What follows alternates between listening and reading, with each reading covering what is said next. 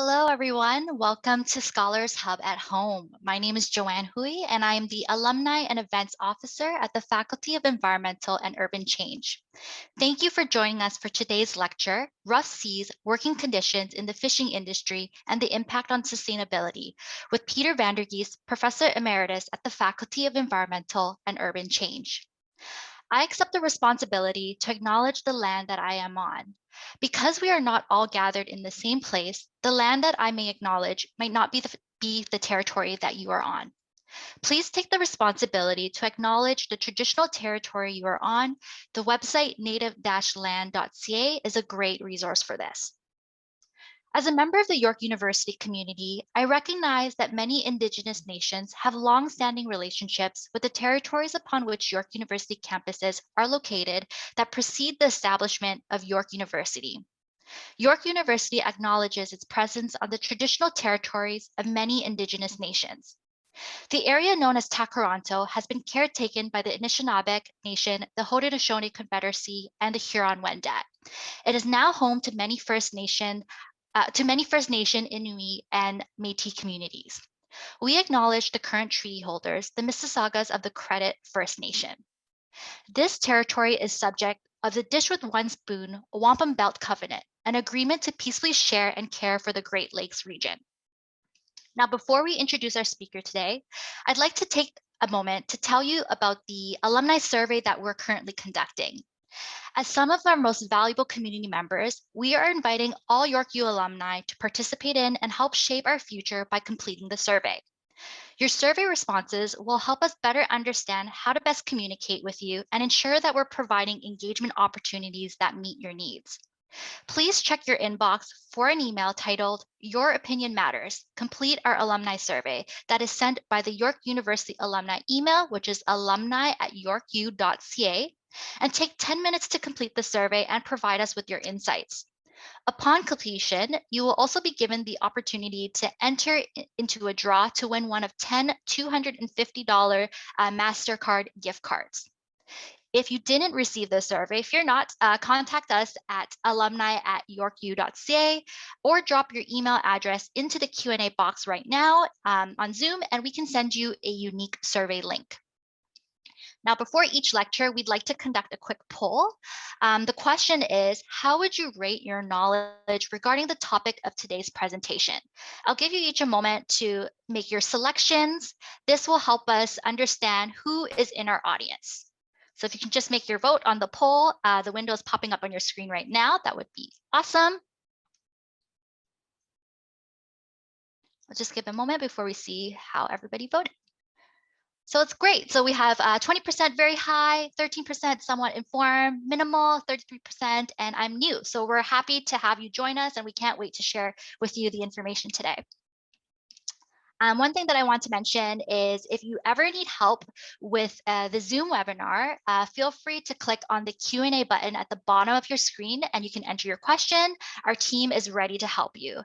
That same button can also be used to submit questions to our guest speaker today so that Peter can answer these questions during the Q&A period following his presentation. I do want to share that all of your questions and comments are visible to the panelists and the staff working behind the scenes.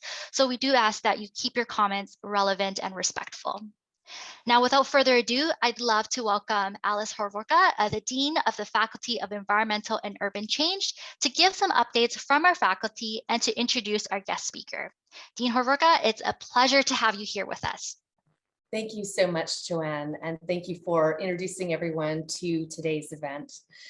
I'm going to continue that introduction by saying greetings from the Faculty of Environmental and Urban Change at York University. And of course, happy Earth Day. As we celebrate Earth Day 2022, I wanted to bring your attention to two key reports that have been published by the Intergovernmental Panel on Climate Change, IPCC, in the last few months. And these have been in the news, so you might already be up to speed, but you will want to know that first, Working Group 2's report on the impacts, adaptation, and vulnerabilities to climate change came out earlier this year, around February, I believe. And this report assesses the impacts of climate change on ecosystems, biodiversity, and human communities, while also reviewing the vulnerabilities and the capacities and limits of the natural world and human society to adapt to climate change. The report's main message is clear.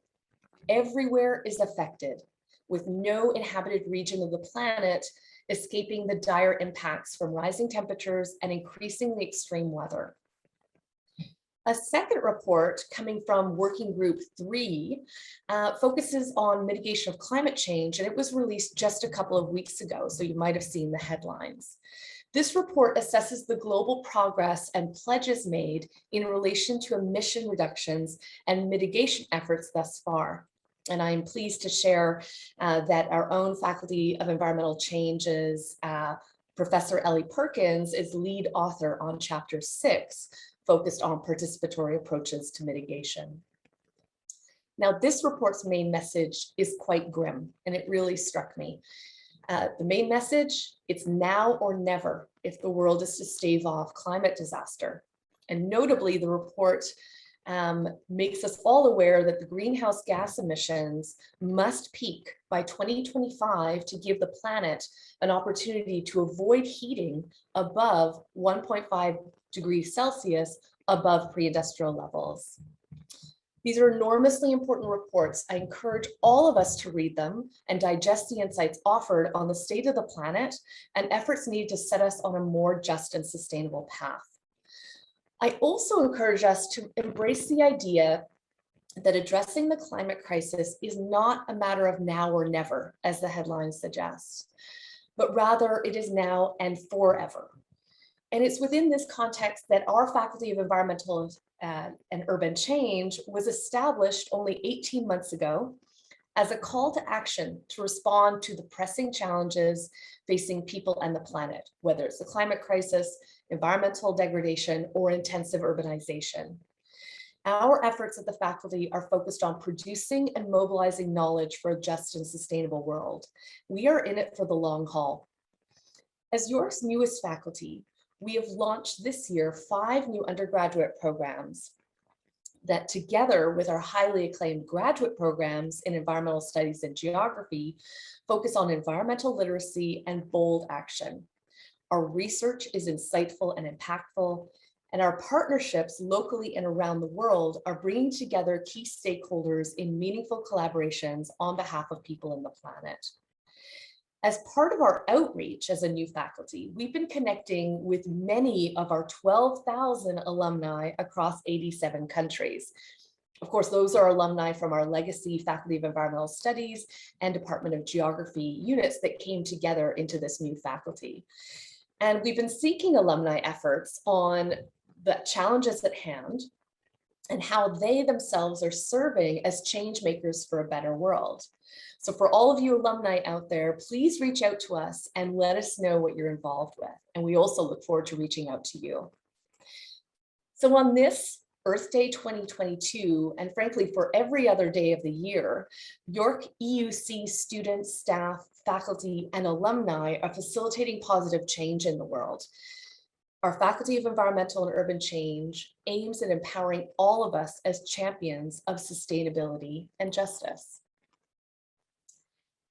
So one exemplary champion of justice and sustainability is our guest speaker today, Peter Vandergeest, Professor Emeritus of the Faculty of Environmental and Urban Change at York University. An internationally renowned researcher, Professor Vandergeest has been conducting research on environmental problems and sustainable rural livelihoods in Southeast Asia since the 1980s. His current work focuses on working conditions and labor relations of migrant workers in industry fisheries, with a focus on fisheries operated from Taiwan and Thailand. We are thrilled that he could make the time to join us today with a talk on rough seas. A warm welcome to Peter Vandergeest. Well, thank you, Alice, for that introduction, and welcome to the audience. I will be very interested in your reaction to this talk. I think particularly those of you who are in the bottom 2 categories for whom this topic is a new topic. It's a topic not many people know a lot about, but I hope by the end I'll have convinced you that it's something you might want to think about This is Earth Day. Why am I talking about working conditions? I think one of the key points that I'm going to be making in this talk is that it's really important to consider environmental issues and human rights, social issues together, and particularly in fisheries. So in industrial fisheries, environmental concerns were until recently almost entirely about the ways that industrial fisheries contributes to the degradation of ocean ecologies and how industrial fisheries could be made more sustainable and less destructive, which it is. Over the past decades, though, environmental organizations and researchers have realized there's workers on those fishing vessels and that working conditions are often terrible, unacceptable by terrestrial standards. So as a result, human and labor rights of the workers have been increasingly integrated into how sustainability is being defined for fisheries. So as it happens, we have a team of researchers that's been doing research on this topic since around 2015. We started with a focus on the Thai fisheries, Southeast Asia, but we've been gradually expanding the scope so that now our research is actually global. So there's going to be two parts to my talk. The first part will be a little depressing. I'll talk largely about the bad things, about why things are bad for workers and why. But then the second part will be more optimistic. I'm going to turn to some of the ways that improvement will be possible and what Canada's role could be. So next slide. Yes. Before I begin, I want to highlight that I'm not doing this research alone. Here are some of the people on our team, including Philip Cowley, who's an associate dean in the faculty, and Melissa Marshka, I work very closely with at the University of Ottawa. So the basis of this talk is a report that I recently wrote for the NGO Oceanic Canada with Melissa Marshka and with Trevor Surdwager. I'm not sure how you say his last name. He's a practitioner in residence at the Faculty of Environment at Waterloo. So slide. So on the assumption that most of you don't know much about industrial and global fisheries, I'm going to start with a little bit of basic information. So for our purposes, industrial fisheries can be divided into two types. We call them distant water fisheries, DWF, and national fisheries, or EEZ fisheries. Slide. Distant water fisheries, these vessels move literally all around the world to fish. And they fish either on what's called the high seas, which is outside of exclusive economic zones of countries, the EEZs, and thus outside the jurisdiction of coastal states, or in the exclusive economic zones of coastal states other than their home state. So the EEZ, and that's a map you see of all the EEZs there on the left-hand side, for each state extends 200 nautical miles from the coast, although the boundaries need to be negotiated with neighboring countries. In these coastal states have exclusive rights to natural resources, including fisheries. But many countries lease out fishing rights in their EEZs to vessels coming from other countries. Usually these are poor countries in places like Africa and the Pacific Islands. They don't have their own industrial fishing vessels. Slide.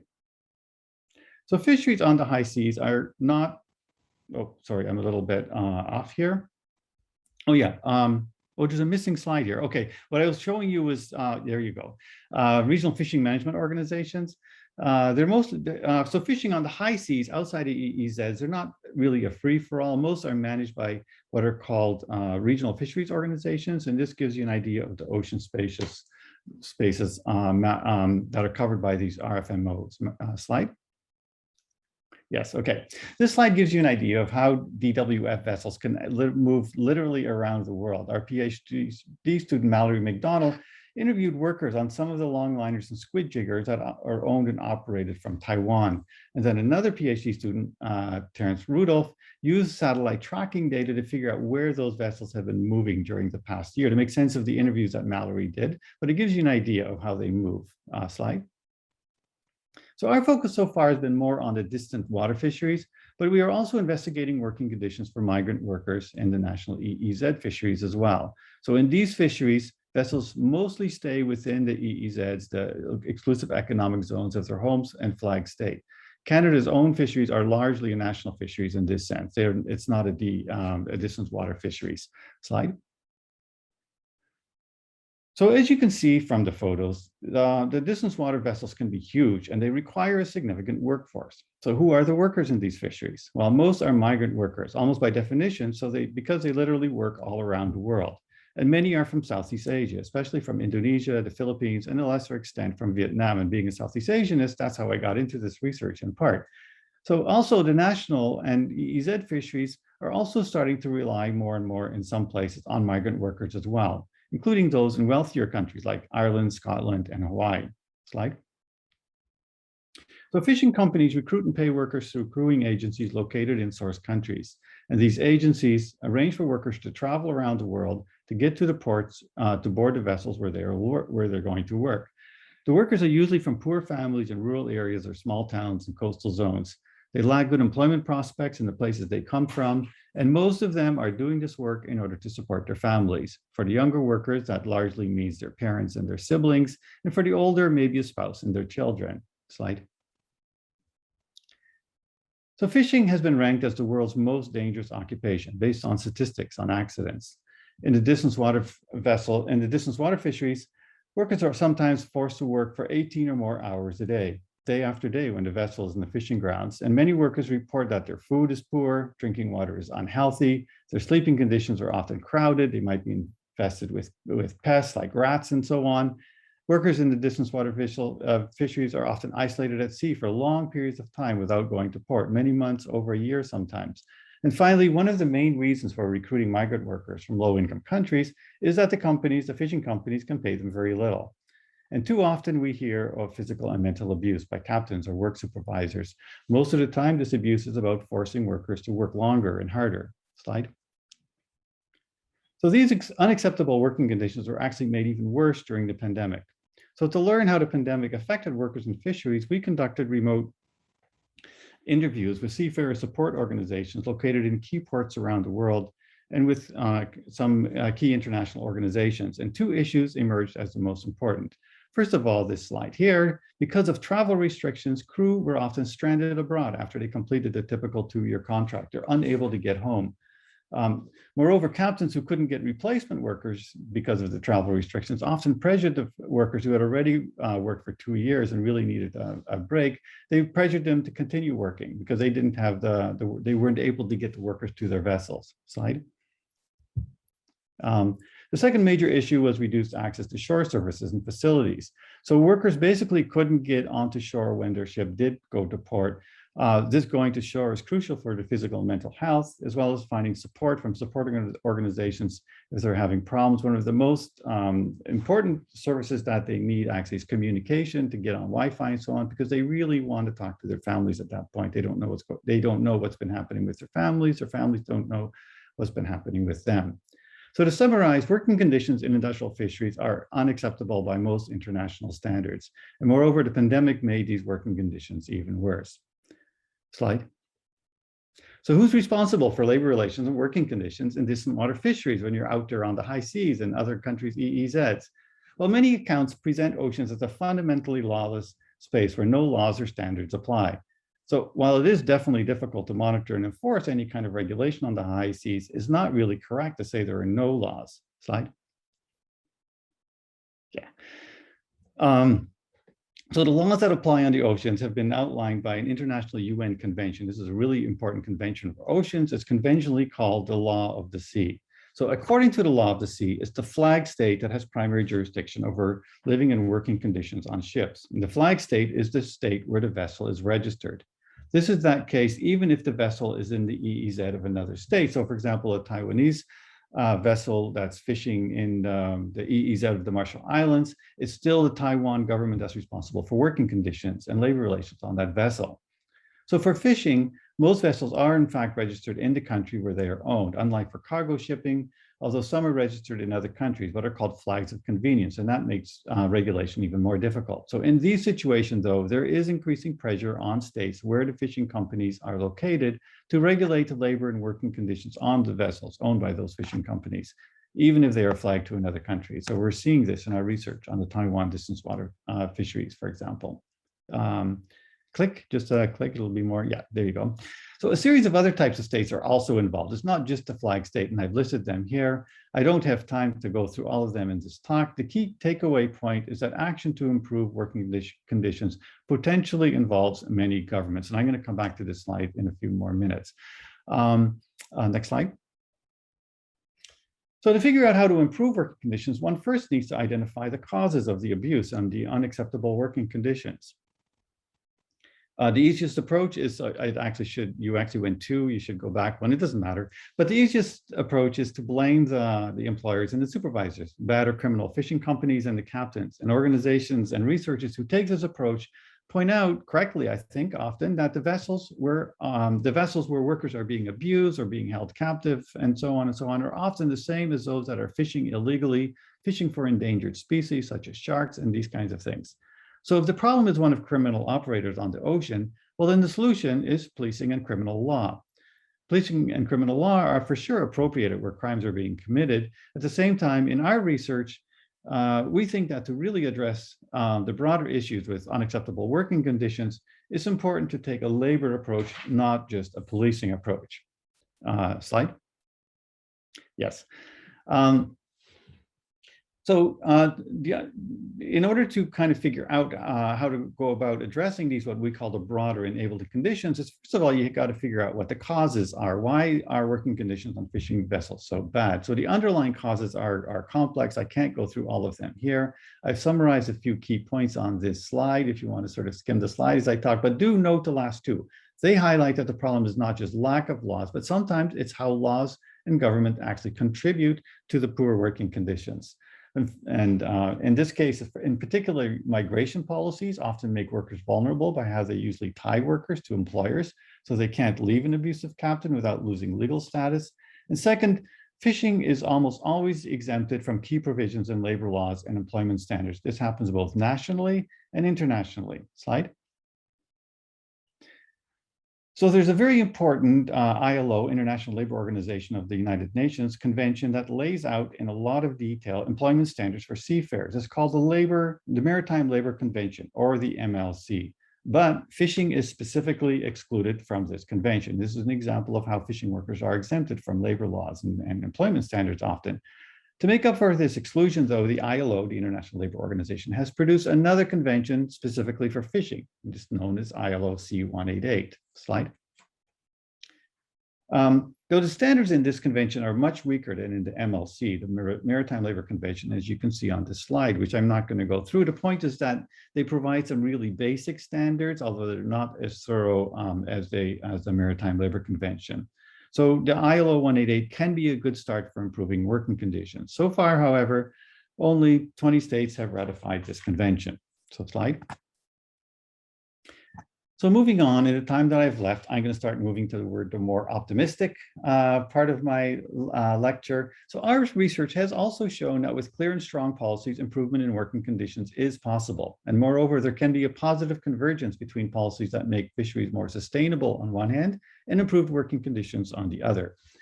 There's no one simple policies that would achieve this. The causes are complex, and so are the policies that can improve the situation. But because many of you are interested in what Canadians and Canada can do, I'm going to focus on the very last one, seafood importing states. Slide. So Canada imports a lot of seafood. Some for sure is caught by workers whose conditions are unacceptable by international standards. On this slide, you see an example. Bumblebee was recently, it's a tuna brand, was recently sued by a labor rights organization in the United States for misadvertising their tuna as ethically sourced, citing working conditions in the tuna fisheries. Their tuna is sold in Canada under the cloverleaf label. Many of you, I'm sure all of you, most of you will have seen that. So given that Canada and Canadians are complicit, basically, in unacceptable working conditions in industrial fisheries, and fisheries that are destructive of ocean ecologies, should we just stop eating seafood that might be produced by workers in these unacceptable conditions? Well, the problem is that most of the time it's really hard to know what seafood we should stop buying, because seafood supply chains are complex, not to mention rife with fraud. Testing in fish by the NGO Oceana, for example, has shown that over half the seafood in restaurants is mislabeled, usually indicating it's a higher value species than it really is. So if you're eating in a restaurant and they're telling you the fish is one species, probably not true, more likely than not.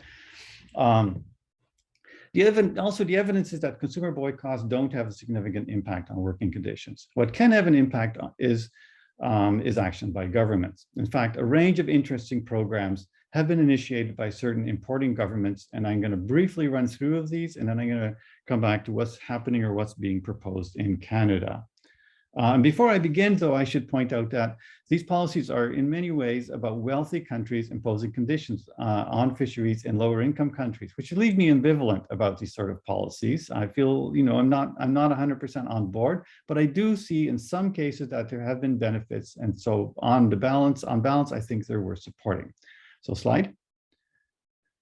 Okay, in order to kind of move through this more quickly, I'm not going to run through these two particular approaches. One is in UK, it's called the Modern Slavery Act. Well, it mandates reporting by companies on what they're doing to eradicate modern slavery from their supply chains. I think there are major issues. There are no consequences for corporations, and I also think there's issues with the whole idea of slavery. It's not really appropriate, I think, in the context of the horrors of actual historical slavery, and it's just very poorly defined. Anti-human trafficking is a similar approach, and it's got similar problems. It's had some impact in some places, but the main problem in the end for me is that it takes a policing approach. Human trafficking is under criminal law. It doesn't take a labor approach. I'll talk more about some of these issues if you're interested later on. Next slide. This is what we consider to be some of the, there's two that have had more impact. The European program on illegal, unreported, and unregulated fishing is very interesting. What they have been doing is issuing warnings to other governments that they assess is not taking enough action to stop this kind of IUU fishing, illegal, unreported, and unregulated. And then a red card if they assess that the country continues to not do enough. When a country gets a red card, the EU bans seafood imports from that country. So the program is mostly about the legality of fishing and sustainability, but in some cases they have included labor issues. And the case I know well is Thailand, where a major international scandal on working conditions broke out in 2015, when the EU issued them a yellow card, and they included working conditions in their assistance programs and the negotiations involved with lifting the warning card, and the Thai government responded by completely revamping their labor regulations for fishing. And this is what's important: the infrastructure they created for better regulating fisheries, they also use for better regulating and monitoring working conditions. So overall, our interviews with workers show that there's been quite a significant improvement in working conditions in that country, although there are still a lot of problems. And by the way, it was able to ratify ILO 188, the working fishing conventions. In our project, we have also done some research on another country, Vietnam, which also got a yellow card. And in that case, it did not include working conditions, labor in their program to improve fisheries there. And the result there has actually been a deterioration. Working conditions have gotten worse. So what that points to is the fact that even in a program to improve fishing sustainability, is really important to think about the workers and bring them into the pictures. Otherwise, you could make their situation even worse. Okay, second slide. Okay, this is what we call the potential best practice. In the EU, they've been passing, I moved through forced labor. I can come back to that because I don't think I have time. I'll just move immediately to the potential best practice. Let's see here. They're passing legislation called Mandatory Human Rights and Environmental Due Diligence. This is both at the EU level and at the level of and some individual countries. And they establish a corporate due diligence to prevent human rights abuses and environmental harms in their international supply chains, with significant consequences for companies that fail to do so. And their definition of human rights includes all the basic UN labor conventions, as well as the UN Convention on Indigenous Rights. And one of the reasons that we think this is the best practice is that they integrate environmental and human rights harms, which is crucial for fishing. Okay, and this brings me to the final part of my talk, which is on what Canada is doing. And this will be relatively short. There you go, Canada. Well, Canada is really not doing much of, really not doing anything so far in terms of actual policy. Next slide. In fact, there is discussion going on. There is some movement. In the most recent mandate letter, I didn't talk about forced labor in supply chains, but it is in the which the US has been very active on in terms of seafood, but it is also in the mandate letters for a bunch of the different ministers in the new government to try to do something about that. And if they're like the US, they would apply it to seafood. Next slide. There's also a number of bills. Initially, they were like the Modern Slavery Act. Fortunately, in my opinion, it's gotten away from that, and they've now moved to ones that are a little bit more like the European corporate due diligence ones. The problem with them, in our opinion, is that they basically completely marginalize the environment, is there only in relation to human rights. And as we've said, it's really important in the case of fisheries to deal with sustainability, environment, and human rights and labor rights together. But nevertheless, it's a big step forward. This is going to be my final set of slides here, my final point slide. Yes. Okay, what about ILO 188, the Working Fishing Convention? Is Canada one of the countries that has ratified it? Well, the answer is no. It's been silence. We've not heard anything about it. Why is that? Well, I don't know for sure, but there are some complicating factors. The main one in Canada is that labor is actually a provincial jurisdiction, so it would involve complicated negotiations between the federal government and the provinces. And moreover, in many provinces, both fishing and agriculture are excluded from employment standards, including those that are in ILO 188, which might be one of the reasons for why ILO 188 is not being discussed. And it's also excluded from other key employment standards, including, for example, the right to unionize, which are covered by other basic ILO conventions. So we think that perhaps maybe ILO 188 might be a good moment to revisit some of the ways in which both agricultural and fishing workers are excluded from a lot of key employment standards, because it would look Canada pretty bad to actually move forward on some of the other corporate due diligence legislation and say, well, okay, we're going to require this of people who are producing the seafood we're importing, but not then turn around and not do the same thing for seafood being produced right here in Canada. Okay, that's it. Next slide. Yeah, these are my grand conclusions. I don't know if you want to just leave them up there for a second, but you can just read them. Okay, working conditions in fishing is basically not acceptable. Canadians and Canada is complicit. It's really important to treat sustainable and working conditions together. I think that goes for the environment and social more generally, but it comes out very strongly in the case of fishing. It's not a problem of lawlessness. Sometimes it's actually a problem of the laws. The laws need to be changed because laws sometimes help to create the bad conditions. And finally, Canada internationally, at least when it comes to fishing and seafood, is standing out, at least among wealthy countries, for a complete lack of action so far, including an apparent disinterest in ratifying ILO C-188. So that's it.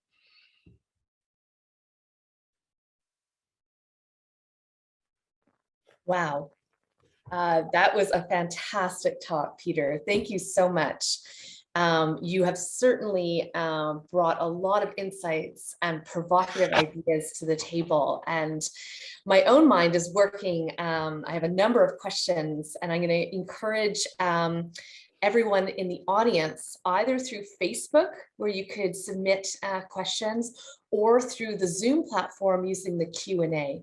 I'm going to wait for people to funnel in their questions as I commend you, Peter, on pulling together what feels like the tip of the iceberg in terms of walking us through labor and working conditions, industrial regulations and laws, and embedded within environmental issues around society harvesting our waters because of demand for fish and other sea creatures that we consume.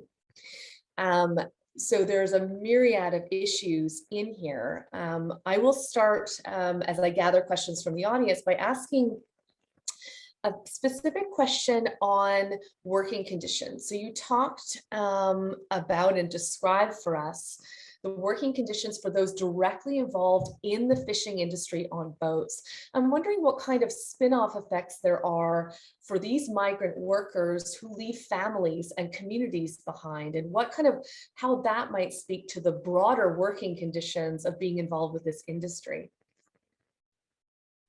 Okay, so it was part of the research project that we would go to Indonesia, the Philippines, and also for the Thai fisheries, where it's migrant workers from Myanmar and Cambodia, and really spend some time talking to the families.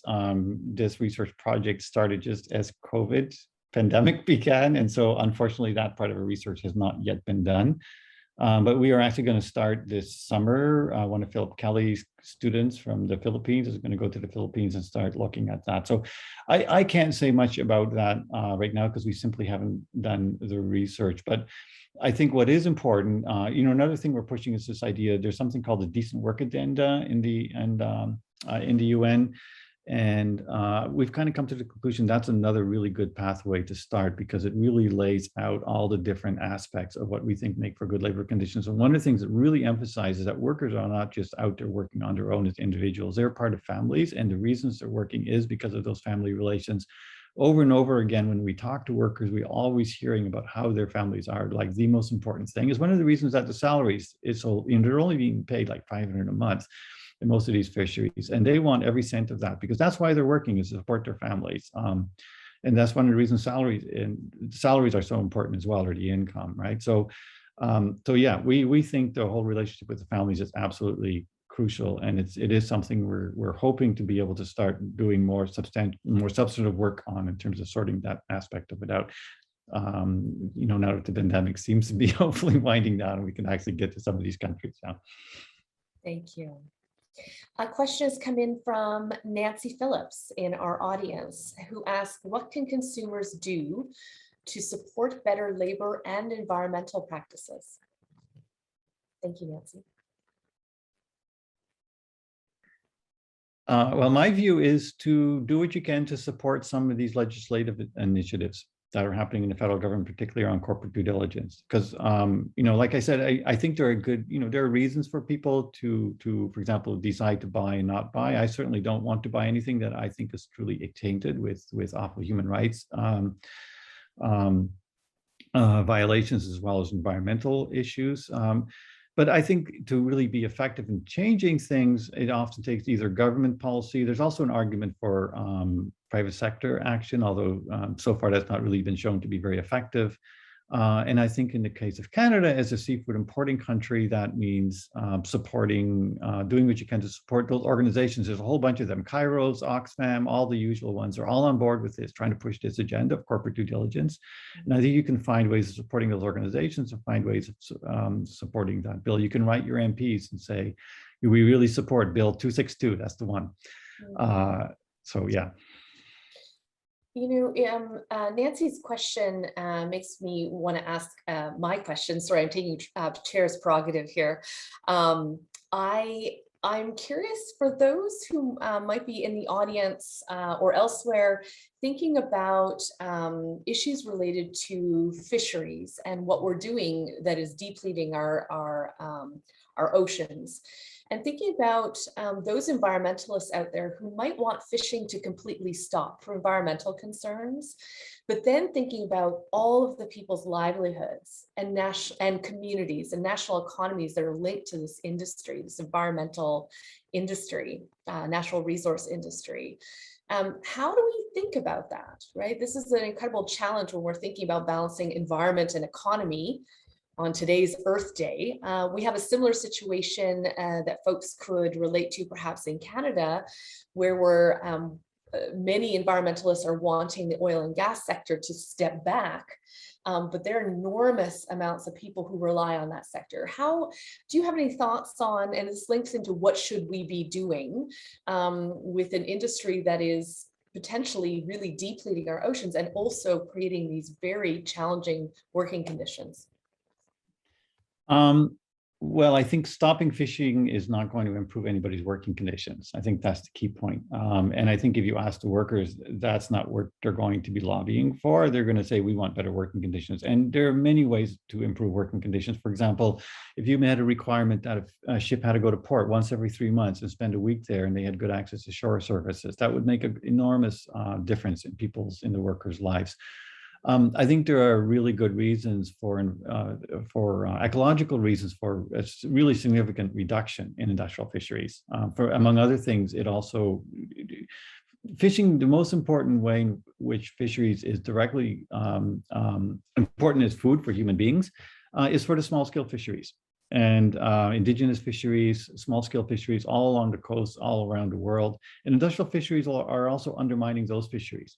And so I think there's good reasons for having a lot less fishing, and also using gear that's a lot less destructive. I think there really has to be major changes.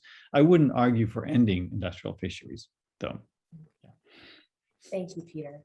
A question has come in from the audience from Rhoda Reyes, who asks, which country stands out in terms of protecting migrant workers in the fishing industry that others can emulate? as a second question, what are your recommendations to further empower fisher folks? I can't say that. Okay, I think in terms of lower income countries, I think Thailand has actually had a lot of success in improving working conditions. Many of the kind of activist NGOs won't like to hear that, and there are huge issues. But they've also put in place a really interesting infrastructure for tracking both workers and fishing and so on. In Canada, by the way, according to, I mean, again, we're just starting to work on Canada. The unions around the seafood industries have negotiated with the federal government to have no migrant workers in temporary foreign worker programs in fishing. You do get them in seafood processing, and I think that helps. In places like Scotland, Ireland, and so on, where they're bringing in Filipinos, you know, in addition to the usual kind of problems you have on board, you're now getting additional racism and so on as well. It almost seems like there's always problems when you bring in migrant workers. New Zealand has a really interesting program. So they lease fishing rights under EEZS to Korean vessels, and it's mostly because some of their fishing rights have been allocated to the indigenous people, and they don't have their own fishing vessels, so they've leased them to Korean vessels. And after some big scandals, what they did is they said anybody who's any vessel that's going to be flagged that's going to be fishing in our EEZ has to reflag to New Zealand, and so therefore New Zealand labor laws apply, and they have to put the pay into New Zealand bank accounts. Like they put in all these safeguards. The pay went up, and so now when we talk to people, New Zealand, you know, the workers, New Zealand is the place to go. Like if you want the best possible job, go work on a vessel that's fishing in New Zealand. But that's only within New Zealand's EEZ, right? There are some other countries looking to do similar things, but I think that's a really interesting case, I think, in terms of significant improvement of working conditions. Thank you for sharing that best practice. Yeah. A question has come in from Stephanie. Stephanie A. So thank you, Stephanie. She writes, a year or so ago, there was a dispute with Indigenous people and non-Indigenous people with lobster that was quickly removed from the news headlines. I'm wondering if there are any issues with working conditions between groups such as these while on Canadian soil. That is not a topic that I know enough about to be able to answer that question. But what I would say, and I forgot to mention this during my talk, is that if Canada were to ratify the Work and Fishing Convention, I think we would require a lot of discussion with the Indigenous fisheries as well, since they control that, and they should have some sovereignty over their way they arrange it and the way they control and the way they arrange work in those fisheries. That's other than that, I can't at the moment speak to that right now. Yeah. There's another research project for you. An anonymous question has come in from the audience, which asks, is there an intersection between the seafood industries and the current inflation we're now experiencing? I think, I mean, that's not something that I obviously am doing research on, but it's part of the bigger picture, absolutely. I mean, supply chains for seafood have been compromised. The current situation with Russia, I think I keep reading in the business pages how it's Russia is a big fishing country. I didn't mention that, and it's really disrupted seafood supply chains as well. So it has to be part of the bigger picture with inflation. There's a lot of other issues with fisheries, right? It intersects with so many different things. The decline in the health of the fisheries as well, and the amount of fish that are out there, climate change and how that's affecting fisheries. There are so many different things going on. A wonderful comment has come in from Susie Young in the audience. I'll read it verbatim and then offer a question. Professor Vandergeest, can you please write a book with picture illustrations for children that is the introduction to young people's version of your important talk today? It's an that is a really opportunity for knowledge mobilization. So how would you do that? That is a really interesting idea. I'll have to sort of think about that. I mean, I think something also my colleague Melissa, who has currently my kids are growing up, but my colleague Melissa has young kids. That's something that's a really interesting concept, actually. And you'd have to figure out a way to make it more positive as well, right? You can't just tell a bad story. yeah, that's very interesting. I have to sort of think about that. We have maybe time for one more question coming from Megan Whitney in the audience, who also says, thank you very much for this great presentation. I can imagine many people in the audience are sending positive thoughts as well, and thank you to you, Peter. Megan is asking if you could tell us a little bit more about your thoughts on Bill 262.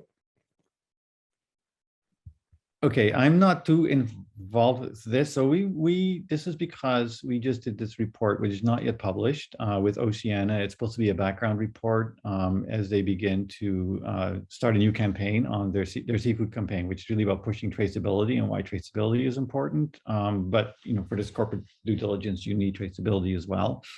And the person we're working with, Trevor, who's at Waterloo, he was a former assistant deputy minister with the Department of Fisheries and also other places. He knows the politics, and he knows a lot of what's going on. We also happen to have a former PhD student of Melissa's, Georgina, who's now working with that NGO coalition on the bill. A lot of it is being pushed. I think my sense, I'm just guessing, right? But from what I know about Mining Watch, seems to be a lot of the force behind this, Catherine Coumans, because of the mining. Canada has a major mining industry, and they are very destructive everywhere around the world in terms of how they mine. And so I think that's where some of this is coming from. And it might be partly why environment is a bit marginalized compared to human rights, because in mining, by and large, you can connect environment to human rights violations. I think it's more difficult in other places. That's my guess. Other than that, in terms of the politics of all of this, you'd have to talk to, and in Ottawa, you'd have to talk to Trevor. He knows all the people and he knows what's happening. I think, despite the fact that environment is not as strong as I would like it to be in Bill 262, I still think it's something that's absolutely worth supporting. I think it'd be a huge step forward. From my understanding, these private member bills will not pass, but it could inform future policy. Yeah. Thank you so much. And unfortunately, we've come to the end of our session, and I am hoping that perhaps someone could pop in the chat Peter Vandergeest's email or a link to his faculty website, so that those who are wanting to get more resources or perhaps ask some of their questions that we didn't have a chance to get to can reach out. And that would be great. Peter, this has been an enormously interesting event, and especially for Earth Day. I think you've really highlighted the interconnectivity of people, profit, and the planet. So thank you so much for doing that. And thank you for being such a champion of sustainability and justice. I will turn it back to Joanne. Thank you so much. Again, thank you, Professor Vandergeest, for spending Earth Day with us and sharing your very important and timely research on this global issue around working conditions and unsustainable fishing. Also, thank you, Dean Hovorka, for moderating today's session and hosting a wonderful discussion. So thank you for turning off your videos. For those who would like to share today's session with family and friends, it will be posted to our YouTube page at youtube.com/YorkUalumni. You can also watch past lectures you may have missed as well. We have one final poll question for you. How would you rate your knowledge of today's topic following this discussion? It's going to pop up on your screen right now, and I'll give everyone a moment to respond. See if there's any changes from the first poll that we've done. Let's see where we are at.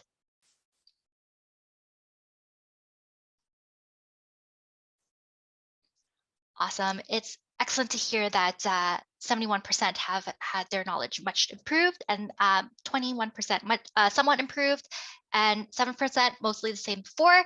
If you are interested in learning more information, Peter Vandergeest's information has been posted in the chat box, so feel free to connect with Peter or the faculty.